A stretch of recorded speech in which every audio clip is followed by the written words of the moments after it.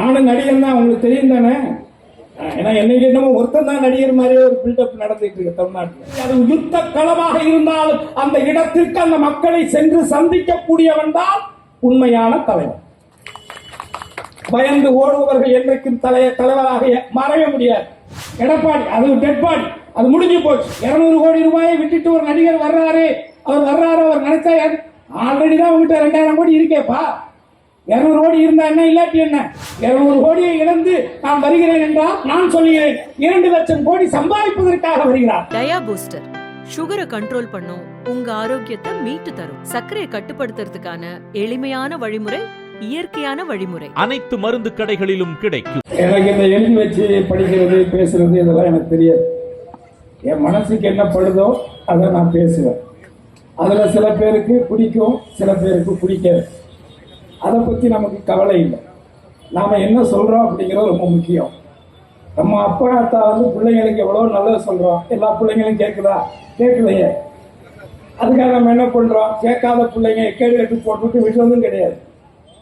அப்பா அதுக்கு ஒரு அக்கா எடுத்துக்கிறோம், சொல்றதை கேளுறா, அப்பா இவ்வளவு கஷ்டப்படுறாரு, அம்மா இவ்வளவு கஷ்டப்படுறாங்க அப்படின்னு நமக்கு புரிய வைக்கணும். அந்த மாதிரி முதல்ல நான் இந்த உங்களுடைய சட்டமன்ற உறுப்பினர், நான் சட்டமன்ற உறுப்பினராக அம்மா அவர்களால் உருவாக்கப்பட்ட பொழுது அதே சட்டமன்றத்தில் இவர்கள் எதிர்கட்சி உறுப்பினர்களாக இருந்த காலத்தில் நான் அவர் கூட பழகியிருக்கேன். அதாவது அந்த சட்டமன்ற கூட்டத்தோடு நடக்கும் பொழுது என்னென்ன இருக்கோ, அண்ணன் விவேக் அண்ணன் சொல்றது மாதிரி நீந்துறது, பறக்கிறது, ஓடுறது, நடக்கிறதுன்னு எல்லாத்தையும் சமைக்க வச்சு சட்டி சட்டியா எடுத்தாந்து சட்டமன்றத்துக்குள்ளே வச்சு ஆளுங்கட்சி உறுப்பினரா எதிர்கட்சி உறுப்பினரா இந்த பாகுபாடெல்லாம் இல்லாம எல்லாரையும் வாங்க வாங்க வாங்க வாங்கன்னு சாப்பிட வச்சு இவர் சாப்பிடாம அழகு பார்ப்பார். அது எவ்வளவு பெரிய மனசு வேணுங்கிறத முதல்ல நீங்க புரிஞ்சுக்கணும். அதாவது தானத்திலேயே சிறந்தது அன்னதானம்னு சொல்லுவாங்க. கண்தானம், அன்னதானம் கொடுத்தா தானே கண்ணே இருக்கும். அந்த விதத்துல முதல்ல அந்த கொடுக்கிற மனசு இருக்குல்ல, அது இறைவனுக்கு தான் இருக்கும். கொடுக்கிற மனசு இருக்கிறவனா இறைவன். நீங்க அப்படித்தான் எடுத்துக்கணும். இறைவனை நீங்களும் பார்த்தே கிடையாது, நானும் பார்த்தே கிடையாது. அதான உண்மை. அது எந்த மதங்களை சார்ந்தவர்களாக இருந்தாலும் இறையை நான் நேரடியாக கண்டேன் அப்படின்னு யாராவது சொல்லியிருக்காங்களா? கிடையாது. உசுறு இல்ல, உசுறு இருக்கு, ஆபரேஷன் நடந்துட்டு இருக்கு, எல்லாம் சரி பண்ணிடலாம், இன்னும் கொஞ்ச நேரத்தில் உயிரை காப்பாத்திடலாம், இப்படியே பில்டப் பண்ணிட்டே இருக்கிறோம். எவனா உசுரை நம்ம பார்த்துருக்கிறோமா? அது எப்படி இருக்கும், என்ன கலர்ல இருக்க யாருக்கா தெரியுமா? உசுறு இருந்தா கை கால அசையும், அசையலைன்னா முடிஞ்சிச்சு, சோழி முடிஞ்சிச்சு, அவ்வளவுதான். அந்த விதத்துல அவர் மனசால ரொம்ப நல்லவர். நான் இப்போ காலையில மதுரையில இருந்தேன். என்னுடைய தென்னிந்திய நடிகர் சங்கத்துல மதுரையில் இருக்கக்கூடிய தமிழ்நாடு நாடக நடிகர் சங்கத்தினுடைய ஆண்டு விழா. அந்த விழாவில் போய் கலந்துக்கிட்டு நேற்று நைட்டு கள்ளக்குறிச்சியில ஷூட்டிங், விஜய் ஆண்டனி கூட ஷூட்டிங். நானும் நடிகர் தான், உங்களுக்கு தெரியும் தானே. ஏன்னா என்னைக்கு என்னமோ ஒருத்தன் தான் நடிகர் மாதிரியே ஒரு பில்டப் நடந்துட்டு இருக்கு தமிழ்நாட்டில். நானும் நடிகர் தான். நேற்று கூட ஷூட்டிங்ல இருந்தேன். 9 மணிக்கு முடிச்சிட்டு நேரம் அவங்களே நம்ம, ஏன்னா அவங்க நலிந்த நாடக கலைஞர்கள், அவர்களுக்காகத்தான் நம்ம சென்னையில் ஒரு மிகப்பெரிய மன்றம் கட்டிக்கிட்டு இருக்கோம். ஒரு கிட்டத்தட்ட 1.25 லட்சம் ஸ்கொயர் ஃபீட்ல ஒரு மிகப்பெரிய ஒரு மண்டபம் கட்டுறோம். அந்த மண்டபம் கூட வழக்கு அப்படி இப்படின்னு சொல்லி நிறைய தடைபாடுகள் இருந்தாலும் கூட இன்னைக்கு அந்த தென்னிந்திய நடிகர் சங்கத்தினுடைய வானுயரை எழுப்பக்கூடிய அந்த மண்டபம் உருவாகுவதற்கு உறுதுணையாக, உண்மையிலேயே அது மீண்டும் எழுச்சி பெறுவதற்கு எங்களாக நடிகர் சங்கத்தில் ஒருவராக, நடிகராக எங்களோடு நிற்பவர் தமிழகத்தினுடைய துணை முதல்வர் உதயநிதி ஸ்டாலின். இந்த இடத்துல அவர் கொடுத்தது மட்டும் இல்ல, அவர் கொடுத்தாரு 1 கோடி ரூபாய்ங்கிறது மட்டும் இல்ல, டொனேஷன் நிறைய நடிகர்கள் கொடுத்திருக்கிறாங்க, நம்ம இல்லைன்னு சொல்லல. ஆனால் தான் கொடுத்தது மட்டுமில்லாமல் தன்னை சார்ந்த நண்பர்களையும் கொடுக்க வச்சு அந்த மண்டபத்தை உருவாக்குறதுக்கு இன்னைக்கு வளர்ந்துருச்சு, முடிய போகுது. அந்த விதத்துல ஒரு மிகச்சிறந்த ஒரு மனிதர் எனது அண்ணன், உங்களுடைய சட்டமன்ற உறுப்பினர் சுதர்சனம் அவர்கள். இவரை போன்றவர்கள் தான் பொது வாழ்க்கைக்கு தேவை.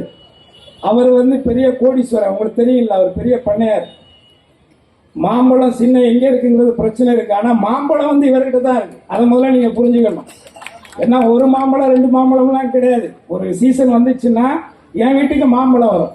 என் தோட்டத்தில் நான் ஒரு சிவகங்கையில் ஒரு சின்னதாக ஒரு 15 ஏக்கர்ல ஒரு இடம் வாங்கி நானே அந்த கொரோனா டயத்தில் கஷ்டப்பட்டு அதை உருவாக்கினேன். அதில் மாம்பழம் முதமொன்னு காய்ச்சி அதை பேக் பண்ணி கொண்டாந்து என் பொண்டாட்டி கிரேஸுக்கிட்ட கொடுத்தேன்.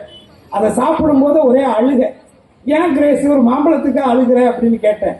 இல்லை இத்தனை வருஷம் சுதர்சனம் தானே நம்ம கொடுத்துட்டு இருந்தாரு, இப்போ நம்ம தோட்டத்திலே நமக்கு வந்துருச்சேன்னு சொல்லி சந்தோஷப்பட்டான். அதையும் நான் சொல்லிடுறேன். அதனால நல்லவர்கள் கிடைப்பது அரிது. ஔவையார் சொன்னது மாதிரி அரிது அரிது மானிடராய் பிறத்தல் அரிது, மானிடராய் பிறப்பினும் கூன் குருடு செவிடு வேடி நீங்கி பிறத்தல் அரிது. அந்த மாதிரி எத்தனையோ சட்டமன்ற உறுப்பினர்கள் இருந்தாலும், இன்க்ளூடிங் என்ன முதற்கொண்டு நான் சொல்றேன், இருந்தாலும் சுதர்சனை போன்ற ஒரு சட்டமன்ற மக்களுக்கு பணியாற்றக்கூடிய ஒரு நபர் கிடைப்பது அரிது. அதை நீங்க பயன்படுத்திக்கங்க அப்படிங்கிறது என்னுடைய ஒரு ஒரு கோரிக்கைன்னு வச்சுக்கங்க. ஆக நான் இந்த மேடையில பேச வந்தது, அந்த மதுரை நிகழ்ச்சியை முடிச்சிட்டு இங்க இருந்து கார்ல நைட் 9 மணிக்கு கிளம்பி மதுரையில போய் அந்த நிகழ்ச்சியை முடிச்சிட்டு 1 மணிக்கு வந்து வீட்டில் தூங்க கூட முடியாம வேற வேட்டி சட்டையை கட்டிட்டு என் காரை என் பொண்டாட்டி நாளைக்கு கிறிஸ்துமஸ் ட்ரெஸ் எடுக்கிறதுக்காக வண்டி எடுத்துட்டு போனதுனால இவர் வண்டியை அனுப்ப சொல்லி அந்த வண்டியில கிளம்பி வந்திருக்கிறேன். நான் பெரிய ஆளா சின்ன ஆளாங்கிறது மேட்ரு இல்லை. ஆனால் ஒரு நல்ல மனுஷன் ஒரு நிகழ்ச்சிக்கு முதல்ல கூப்பிட்டுருக்காரு, எப்படியாவது போயிடணுங்கிறதுக்கு தான் நான் வந்தேன். வந்ததுக்கு அப்புறம் தான் ஒன்றிய செயலாளர் கருணாகரங்கிறத எனக்கு தெரியும். இங்க இருக்க இப்போ உங்க எல்லாரையும் பார்க்கக்கூடிய ஒரு வாய்ப்பு எனக்கு கிடைச்சிருக்கு. அதனால என்ன விஷயத்துக்காக இவர் கூப்பிட்டாரு, அதுக்காக வந்தோம். வந்து நான் என்ன உங்ககிட்ட சொல்லணும்னு நினைக்கிறேன் அப்படின்னா, நான் நடிகராக இங்கு வரல. நடிகராக வச்சுக்கிட்டாலும் கூட இந்த நடிகர், நான் ஒரு மேடை பாடகனாக இருந்து, ஒரு கிராமிய பாடகராக இருந்து, அதுக்கப்புறம் ஒரு கானா பாடகராக உருவாகி, அதுக்கப்புறம் முதல் தமிழ் பாப் இசை கலைஞனாக உருவாகி, அதுக்கப்புறம் லொடுக்கு பாண்டிங்கிற படத்துல, நந்தா படத்துல லொடுக்கு பாண்டியாக உருவாகி, இன்னைக்கு திண்டுக்கல் சாரதியில வசந்தியோட புருஷனாக அறிமுகமாகி, ஏன்னா இப்படி பல முகங்கள் எடுத்து அந்த திண்டுக்கல் சாரதிங்கிற ஒரு படத்துல நடிச்சதன் மூலமாக, பல முறை சன் டிவியில் அதை போட்டதன் மூலமாக மக்கள் ஒவ்வொரு வீட்டுக்குள்ளேயும் உள்ள போய் திருவாடனையில கிட்டத்தட்ட 52 இருந்து 2016 வரைக்கும் அங்க வந்து ஏடிஎம்கே ஜெயிச்சதே இல்லை. அந்த இடத்துல முறையா ஜெயிச்ச ஒரே ஆளு நான் தான் வச்சுக்கோங்க. பட் இருந்தாலும் இந்த பதவிகளை எல்லாம் பெற்று இன்றைக்கு நான் ஒரு மனுஷனா இந்த உங்களுக்கு முன்னாடி நிக்கிறேன் அப்படின்னா, இதற்கு காரணகர்த்தா யார்? ஒரு கலைஞனாக வளர்ந்து நிற்கக்கூடிய நான் யார்? என்னுடைய மொழி தாய்மொழி தமிழ் மொழி, உங்களுக்கு நீங்கள் நானும் பேசுற மொழி. இதுதான் நம்மளை கனெக்ட் பண்ணுது. ரெண்டாவது, நீங்க ரசிக்கிறீங்க, சினிமா தட்டுல காசு கொடுக்குறீங்க. இன்னைக்கு ஓடிடியில பார்த்தாலும் நீங்க அதுக்கு மாசான காசு கட்டுறீங்க, டிவியில பார்த்தாலும் அதுக்கு பணம் கட்டுறீங்க. ஆக ஏதோ ரூபத்துல என்னை போன்ற எண்ணற்ற கலைஞர்களை வாழ வைக்க கூடியதும் நீங்க தானே. நீ உண்மைதானே? இப்ப நான் 200 கோடி வாங்குறேன்னா 20 லட்சம் வாங்குறேனாங்கிறது பிரச்சனை இல்லை. அது கொடுக்கறது யாரு? நான் 200 கோடி நான் இப்ப ஒண்ணு இல்லைங்க. இன்னைக்கு எனக்கு நான் நடிக்கிற படத்துக்கு எனக்கு 40 லட்சம் 50 லட்சம் சம்பளம் கொடுக்குறாங்க. நான் எல்லா படமும் நடிக்க மாட்டேன். எந்த நடிகை வீட்டு வாசல நான் நின்னது கிடையாது, எந்த டைரக்டர் வீட்டு வாசல நான் நின்னது கிடையாது, எந்த தயாரிப்பாளர் வீட்டுக்கு நான் போனதில்லை. ஏன்னா ஒரு உண்மையான கலைஞன் வாய்ப்புகளை தேடி போடுவானா நிச்சயமா உண்மையான கலைஞனா இருக்க முடியாது. அந்த கலையை மதிச்சு எவன் கூப்பிடுறாங்க, ஒரு கரகாட்டக்காரியை நீங்க கூப்பிடணும் போனா கூட அவங்கள போய் நீங்க புக் பண்ணணும். ஒரு கச்சேரிக்காரனை கூப்பிட போனா கூட நீங்க அவனை போய் புக் பண்ணணும். அப்பதான் அந்த கலைக்கு நீங்க மரியாதை கொடுத்து கூப்பிடுறீங்கன்னு அர்த்தம். சோ நான் கொஞ்சம் அந்த மாதிரியான விஷயங்கள்ல கொஞ்சம் சின்ன வயசுல இருந்து கஷ்டப்பட்டு இந்த இடத்துக்கு வந்தால் அடுத்த நேரம் ஏன் எனக்கு தளபதி எத்தனையோ திட்டங்களை கொடுத்துருக்காரு. அத்தனை திட்டங்களையும் எனக்கு ரொம்ப பிடிச்ச திட்டம் என்னன்னு கேட்டீங்கன்னா, இந்த காலை உணவு திட்டம் இருக்குல்ல, அது எனக்கு ரொம்ப பிடிச்ச திட்டம். ஏன்னா நான் பள்ளி காலங்களில் எங்க அப்பா சாதாரண டீ கடை வச்சிருந்தார். குருவிக்கரம்பி தஞ்சாவூர் மாவட்டத்தில் பேராவணி பக்கத்தில் ஒரு டீ கடை வச்சிருந்தார். அன்னைக்கு டீ சக்கரை டீ 10 காசு, சீனி டீ 15 காசு. டிஃபன் எங்க அப்பா சகலகலா master. Tiffin tea, idli, bonda, parotta, பச்சி, அது இது, பிரியாணி, கோழி குழம்பு, மட்டி, இப்படி எல்லாமே செய்வார். ஆனா ஒரு சின்ன கீத்து கொட்டாய் தான். அந்த இடத்துல எங்களை வளர்த்தார் அவர். அப்போ எங்களுக்கு 5ஆம் வகுப்பு நான் படிக்கிற வரைக்கும் பாத்தீங்கன்னா பக்கத்துல ஆரம்ப பள்ளியில அந்த உப்புமா போடுவாங்க, கோதுமை உப்புமா. அதுல பாத்தீங்கன்னா அந்த புழுவா செத்தி கிடக்கும். அதுல அப்படிதான் இருக்கும். அந்த இது இருந்தாலும் அந்த அம்மா ஆயாம்மா வாழைச்சி கிழச்சி அதால முடிஞ்ச வரைக்கும் அதுக்கு கண்ணுக்கு தெரிஞ்ச வரைக்கும் குறைக்கு போட்டுட்டு சமைச்சு கொடுக்கும். அப்ப நான் அதெல்லாம் சர்வீஸ் பண்ணுவேன். அப்ப எங்க பள்ளி மாணவர்கள்லாம் லைனா உட்கார்ந்துருப்பாங்க, தட்டு கொடுத்துருவாங்க, அந்த சட்டியில உப்புமா வச்சுட்டு நான் தான் குரல் சொல்லணும். நான் சொல்ல சொல்ல அவங்க எல்லாம் திருப்பி சொல்லணும்.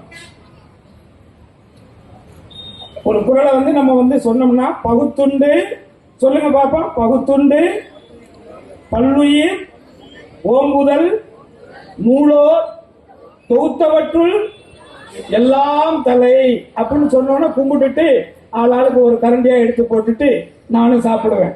சாப்பிட்டு முடிச்ச உடனே இந்த வேலையெல்லாம் செய்யறேன்ல, காலையில தண்ணி ஊத்தணும் மரத்துக்கு, மாமரத்துக்கு. எங்க ரெண்டு பீச்சாரு முத்தையவேல் சார் வாத்தியார் ரொம்ப ஸ்ட்ரிக்ட், அடிப்பாரு.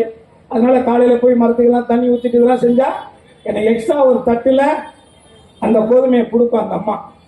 அதை மூடி அப்படியே ஓட்டம் ஓடமா ஓடி போயிட்டு 1 கிலோமீட்டர் தூரத்துல எங்க அம்மாட்ட கொண்டே கொடுத்துட்டு மறுபடியும் திரும்பி ஓடியாந்து அந்த ஸ்கூல்ல உட்கார்ந்துருப்பேன். அந்த இடத்துல இருந்து இந்த இடத்துக்கு வந்தவண்ணா. அதனாலதான் அந்த காலை உணவுடைய திட்டத்தினுடைய வலிமை தெரியும். அந்த உணவுக்கு கஷ்டப்பட்டவனுக்கு தான் அந்த திட்டத்தினுடைய வலிமை தெரியும்.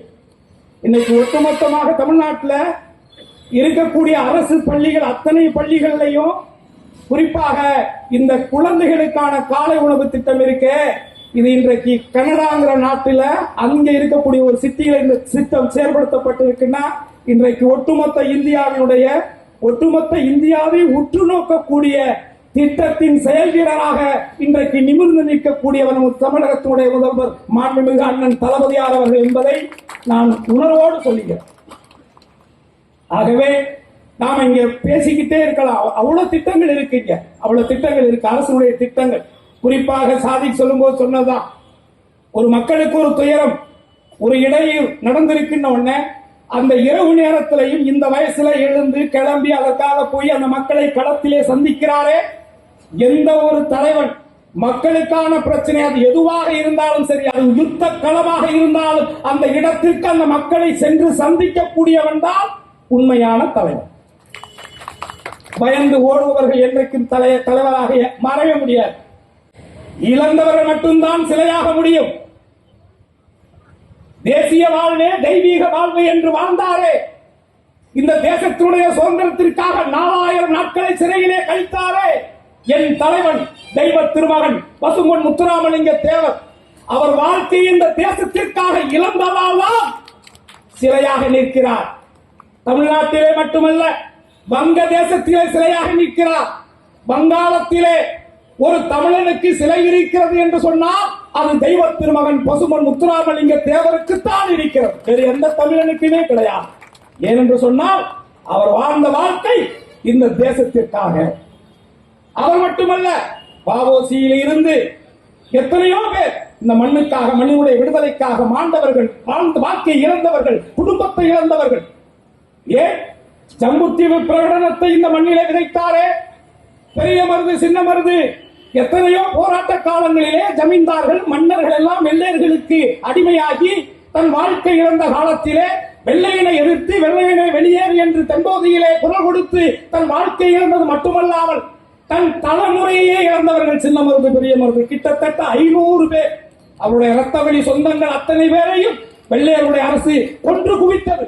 அப்படி உயிர்களை இழந்து இந்த தேசத்தினுடைய விடுதலைக்காக போராடிய ஒரு கூட்டத்தினுடைய ஒரு வாரிசாகத்தான், ஒரு குடிமகனாகத்தான், இந்த மண்ணின் மைந்தனாகத்தான், ஒரு தமிழனாகத்தான் இந்த மேடையிலே நான் உங்களிடத்தில் நின்று கேட்கிற கேள்வி, இப்படி இத்தனை பேர் உயிர் கொடுத்து பெற்ற இந்த சுதந்திர நாட்டை, ஒரு ஜனநாயக நாட்டை ஒரு மதவாத கூட்டம், ஒரு சனாதன கூட்டம் இன்றைக்கு மக்களை மதத்தின் பெயரால் பிரித்து நம்மை ஏமாற்றி இந்த எஸ்ஆர் போன்ற திட்டங்கள் மூலமாக அவர்கள் குறுக்கு வழியிலே வந்து இந்த மண்ணிலே இடம் பிடிக்க வேண்டும் என்று நினைக்கிறார்.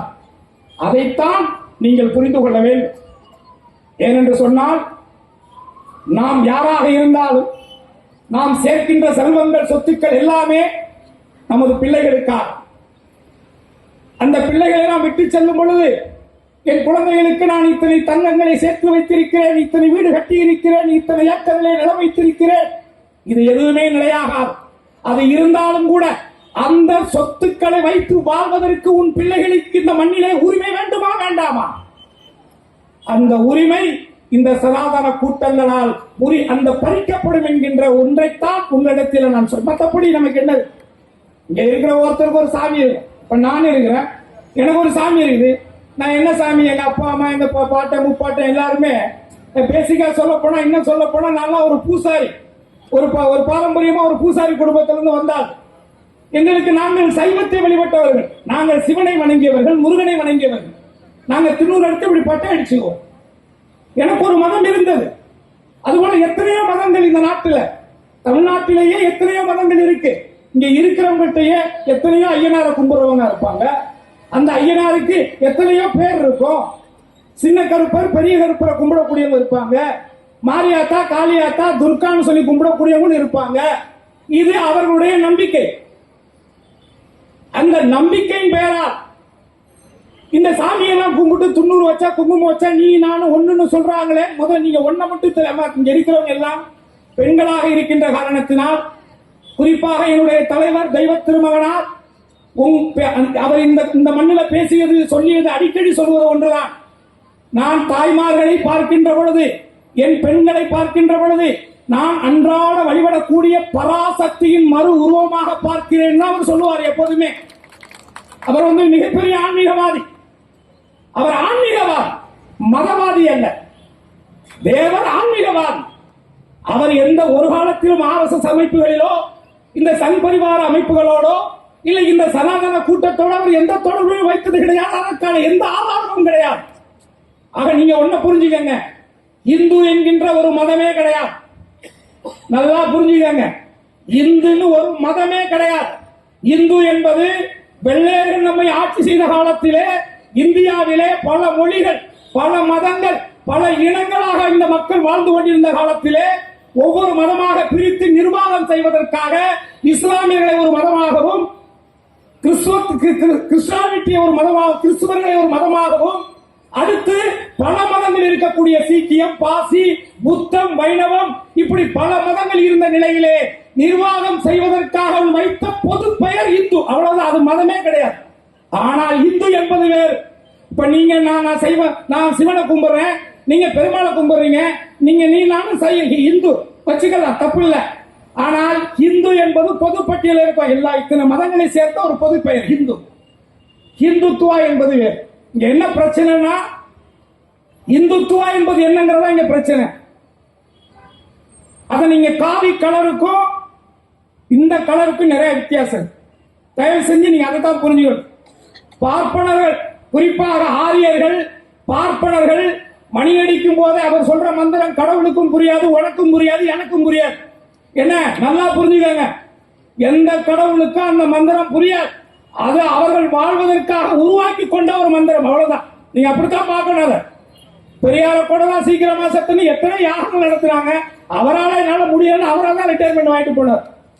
அதனால இங்க இது எல்லாம் நீங்க கேளுங்க, அதுக்குள்ள போனா நம்ம நிறைய பேசலாம், அது தேவையில்லை. ஆனா நீங்க ஒன்ன மட்டும் புரிஞ்சுக்கணும், இந்து மதம் என்கின்ற பெயராலே இந்த தமிழ்நாட்டிலே எத்தனையோ ஆண்டு, ஆயிரக்கணக்கான ஆண்டுகளாக மதங்களை பார்க்காமல் மனிதநேயத்தை மட்டுமே பார்த்து பழகிக்கொண்டு இணக்கமாக இருக்கக்கூடிய இந்த சமூக கூட்டத்தை இந்த RSS சங் பரிவார கூட்டங்கள் உள்ளே புகுந்து உன்னையும் என்னையும் எதிரியாக்கி அதற்குள்ளே மணியடிக்க பார்க்கிறார்கள் என்பதை மட்டும் நீங்கள் புரிந்து கொள்ள வேண்டும்.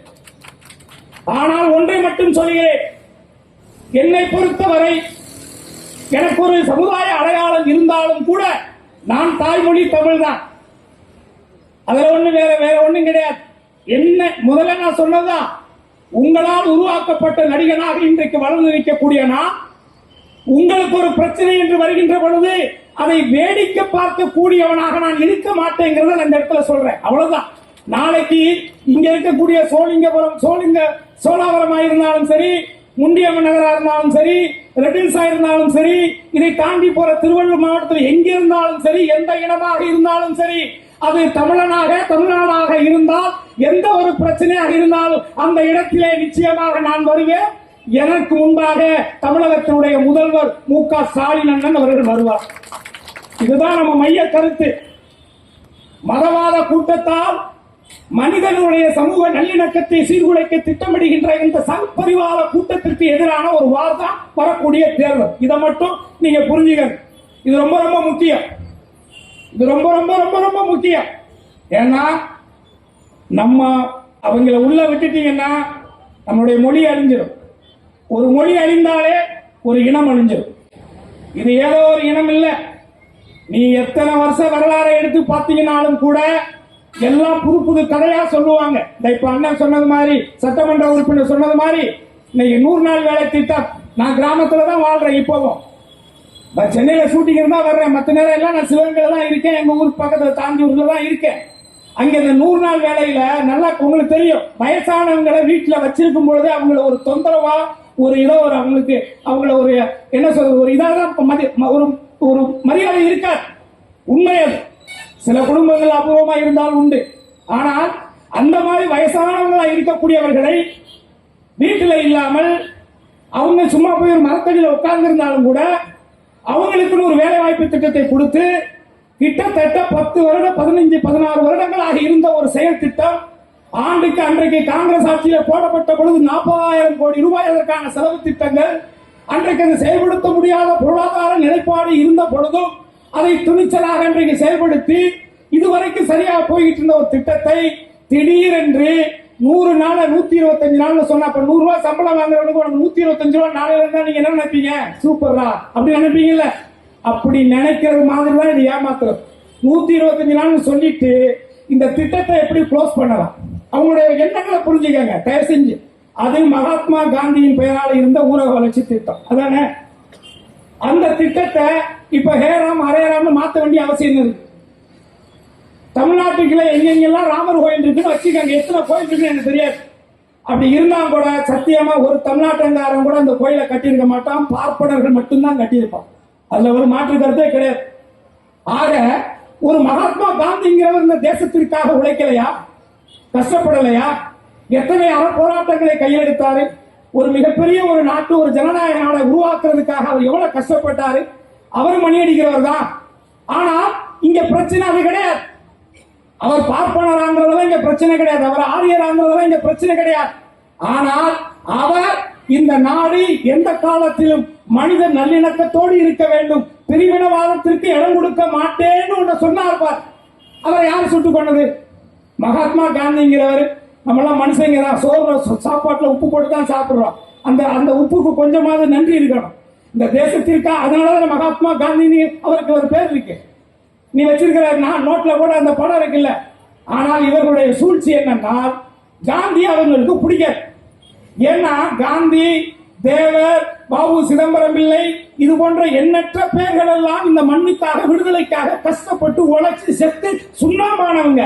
ஆனா இந்த தேசத்திற்காக ஒரு சுண்டு விரல்ல இருக்கிற நகத்தை கூட கிள்ளி போடாத ஒரு கூட்டம் தான் இந்த RSS கூட்டமும் இந்த சனாதனத்தை தூக்கி பிடிக்கக்கூடிய இந்த ஆரிய கூட்டம். எந்த ஒன்று இந்த மண்ணுக்காக இதையுமே இழக்காமல் இன்னைக்கு ஒட்டுமொத்த மக்களை உட்கார வச்சு மணி அடிக்கணும்னு ஆசைப்படுறாங்களே, அதை மட்டும் நீங்க புரிஞ்சுக்கங்க. இன்னைக்கு நான் வெளிப்படையாகவே சொல்றேன், ஒட்டுமொத்த தமிழ்நாடுல ஒட்டுமொத்த இந்தியாவே இன்றைக்கு உற்று நோக்கக்கூடிய ஒரே மாநிலத்தினுடைய தலைவர் அண்ணன் மு.க. ஸ்டாலின் தான்.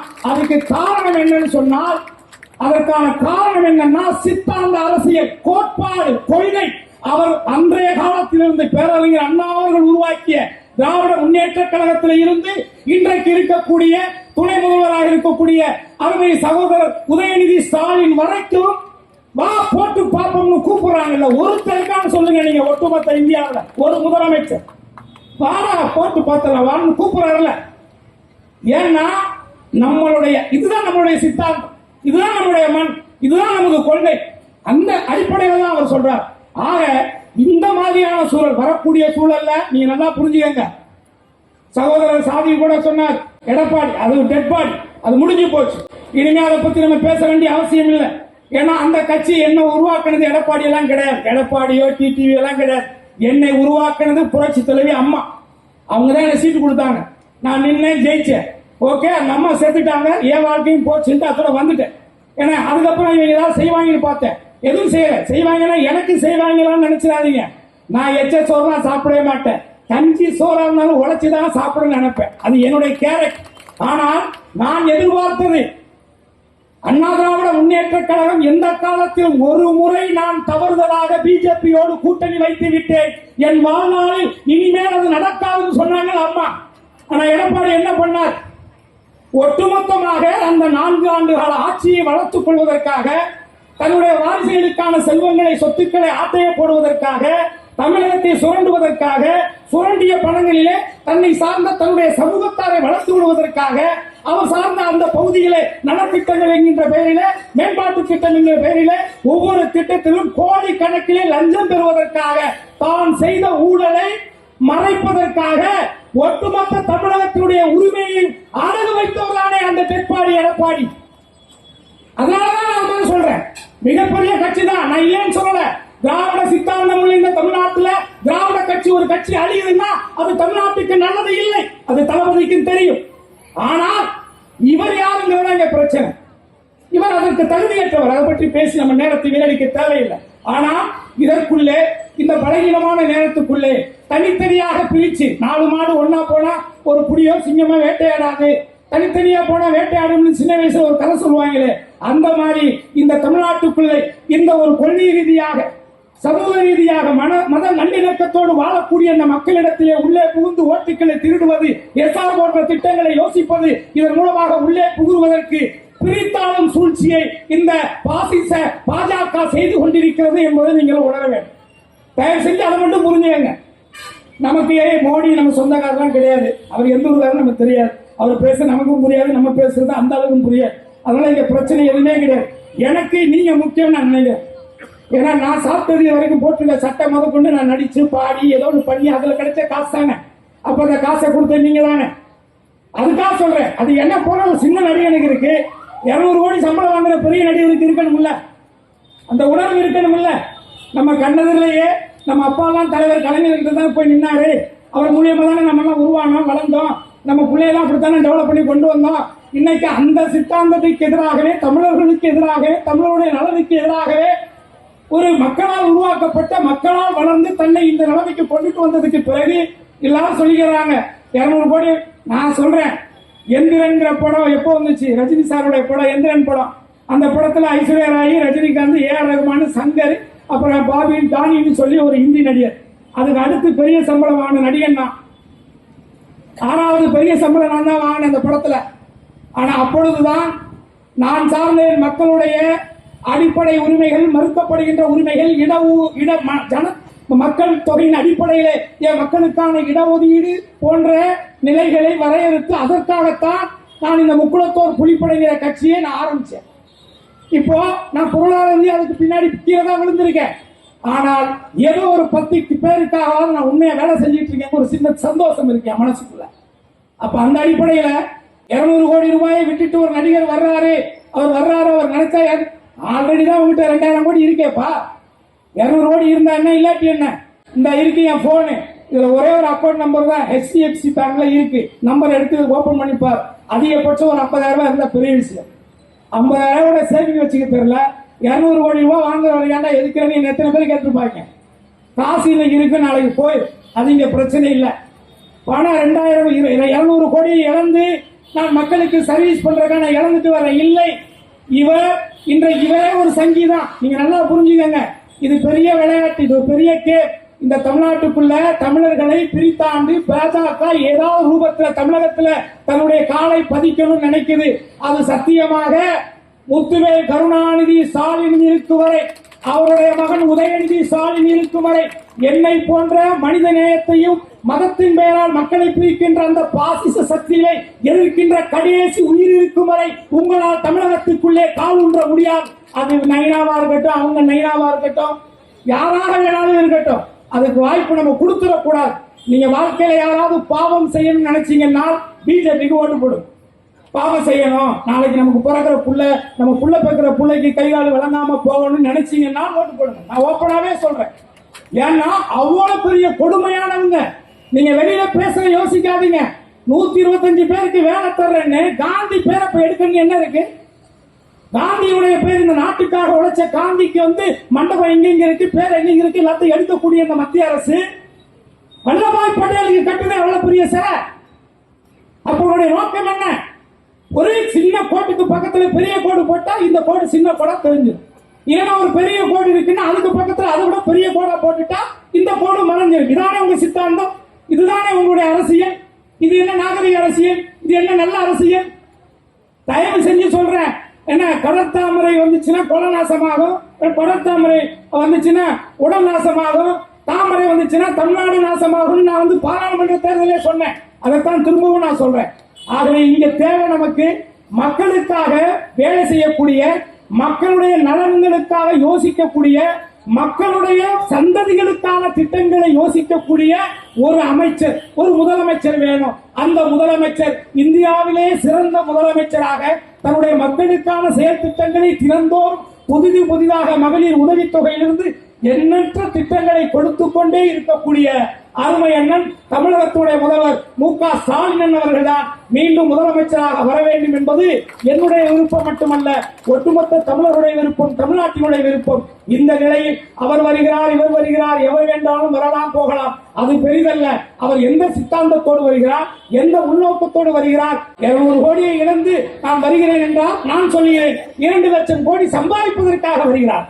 ஆனால் இங்கே என்ன கோடி பெரிசல்ல என்று நினைத்து வாழக்கூடிய, தியாக வாழ்க்கையை வாழக்கூடிய, மக்களுக்கான வாழ்க்கையை வாழக்கூடிய தமிழகத்துடைய முதலமைச்சராக மு.க. ஸ்டாலின் அவர்களும் அவருடைய புதல்வராக இருக்கக்கூடிய தளபதியாருடைய தளபதி அன்பு உதயநிதி ஸ்டாலின் அவர்கள் வருகின்ற ஒரு தருணத்தில் தான் நமது உரிமைகள், நமது எதிர்கால சந்ததிகள், இந்த தமிழ்நாட்டிற்கான பாதுகாப்பு, இந்த மாநிலத்துடைய சுயாட்சி சட்ட ரீதியாக பாதுகாக்கப்படும் என்பதை மட்டும் தயவு கூர்ந்து தாய்மார்களாகிய நீங்கள் உள்மனசுல வாங்கிக்கங்க. அதே நேரத்தில் கடந்த முறை அவருடைய பிறந்த நாள் நடந்து ரொம்ப நாளாச்சு, இருந்தாலும் நான் அப்ப எழுதின ஒரு கவிதை, உதயநிதி ஸ்டாலினுக்காக பிறந்த நாள் வாழ்த்து சொல்றதுக்காக எழுதினேன். அன்னைக்கு சேகர்பாபு மீட்டிங்ல நமக்கு பேசுறதுக்கு நேரம் இல்லாம போச்சு. அவருக்கு எழுதின அந்த கவிதையை மட்டும் நான் உங்களுக்காக படிச்சு காட்டுறேன்.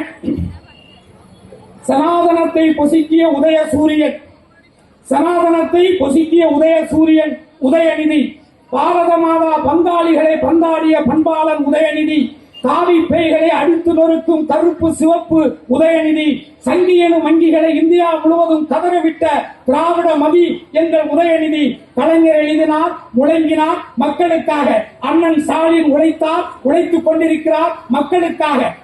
அன்பு உதயநிதி நீரில் கிடந்தாலும் ஏரியில் பாஸ்பரஸ் போல் நெஞ்சத்து நெருப்பு அணையப்படாது உழைக்கிறார். அது மக்களுக்கானது, இந்த மண்ணுக்கானது. திராவிட மாமலையை பிளக்க நினைக்கும் சனாதனத்தை சல்லி சல்லியாக உடைக்க போகும் உளி எங்கள் உதயநிதி. உதய சூரியன் எப்போதும் தேயாது, உதயநிதி வெல்லாமல் போகாது. சூரியனாய் வாழ்க, சூத்திரதாரிகளை சூறாவளியாய் சுழற்றி அடித்து வெல்க வெல்க வெல்க உதய சூரியன் என்று கூறி அவர் 100 ஆண்டு வாழ வாழ்த்தி வாய்ப்புக்கு நன்றி கூறி விடைபெறுகிறேன். நன்றி, வணக்கம்.